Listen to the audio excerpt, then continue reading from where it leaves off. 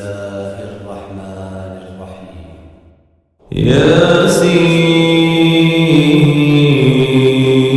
ياسين والقرآن الحكيم إنك لمن المرسلين على صراط مستقيم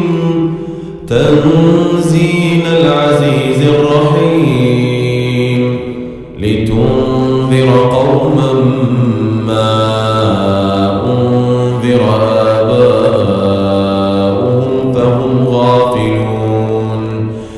لقد حق القول على أكثرهم فهم لا يؤمنون إنا جعلنا في أعناقهم أغلالا فهي إلى الأذقان فهم مقمحون وجعلنا من بين أيديهم سدا ومن خلفهم سدا فأغشيناهم فهم لا يبصرون